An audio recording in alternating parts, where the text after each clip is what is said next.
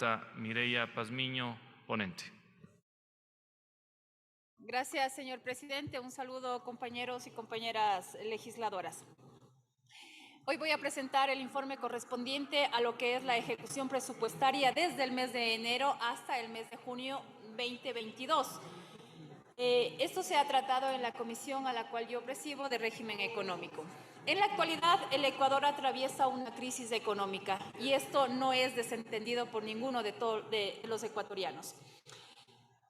No se ha podido recuperar el Ecuador desde la crisis del 2019, en el año en el que nos golpeó el COVID a todos los ecuatorianos. Hasta la actualidad, esto cayó en un nivel del 7% y hasta la actualidad, 2 años después, lo único que hemos podido recuperarnos es un 4%. Todavía el Ecuador está muy por debajo de los estándares internacionales a lo que es una recuperación y a nivel interamericano de igual manera. Con estos datos se evidencia una caída acumulada del 0.8% del PIB para el Ecuador, cuando nuestros vecinos, Colombia y Perú, en un solo año ya superaron el impacto de la pandemia. Cabe entonces preguntarse dónde está la inversión y la generación de empleo que en campaña ofreció el gobierno. Lo que nos lleva a medular de este informe, la ejecución del presupuesto ha sido realmente baja, muy baja. Al dividir el gasto por clasificación sectorial del destino, se tienen importantes variaciones en el porcentaje de ejecución presupuestaria, oscilando entre el 7,8% para el caso de desarrollo urbano y vivienda y el 58,7% para el caso de Tesoro Nacional. En este último sector alberga una transferencia a los GATS, la cuenta financiera deficitaria de combustibles y el pago de la deuda y la transferencia a la seguridad social. Toda esta prioridad del gobierno refleja, y viendo también cómo se está ejecutando el presupuesto, que el gobierno prefiere el pago de deuda a tener una buena inversión, y más aún una inversión social para el Ecuador. También llama la atención que existe un monto devengado en el sectorial del Tesoro Nacional que asciende a 11.300 millones, pero el pago efectivo realizado es de 8.700 millones. Muchos tal vez no saben qué significa esto. Esto significa que existe un retraso en el sectorial que incluye la seguridad social y que no se sabe cuánto es este retraso, porque según los cálculos serían 2.600 millones para este sector. Compañeras y compañeros ecuatorianos, a junio del 2022, 7 de los 21 sectores temáticos reportan ejecuciones por debajo del 30% en lo que respecta a inversión, lo cual es catalogado como una muy baja ejecución. Tenemos para desarrollo urbano y vivienda 7,8% de ejecución en la parte de inversión.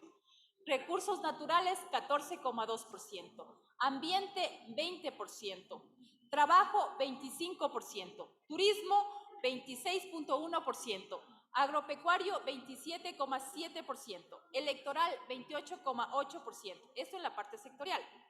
Los datos que menciono eran al primer trimestre porque aquello es lo que determina la ley, que nosotros hagamos el cálculo de cuánto es la ejecución presupuestaria de enero a junio. Pero también se ha pedido hasta la actualidad, y eso nos han enviado la Secretaría de Planificación a la comisión, y también sigue siendo penosa que hasta la actualidad igual tenemos nosotros una muy baja ejecución presupuestaria. En el sector de educación, a septiembre reporta el 30% de ejecución en gasto corriente, y escuchen esto, y solo el 36% en gasto de inversión. El sectorial comprende al Ministerio de Educación, pero también a todas las universidades del país. Es decir, hasta septiembre, solo en la parte de inversión, el 36%.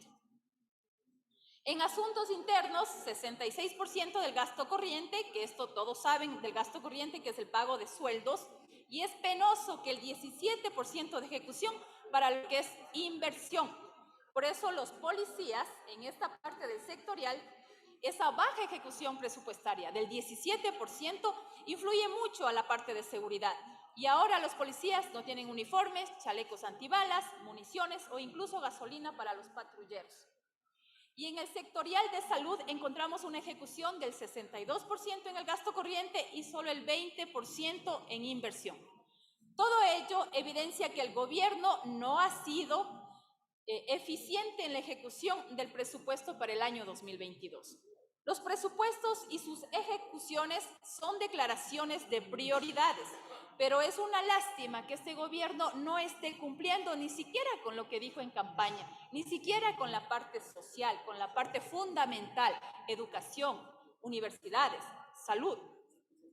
Estamos frente a una crisis de gobernabilidad porque cuando existe sobrecarga de demandas sociales no son atendidas. Tenemos una implosión social como en el paro del año 2022, compañeros, que todos salieron a la calle a reclamar por el alto costo de la vida, porque no teníamos medicinas, porque nuestros hijos se estaban quedando sin educación.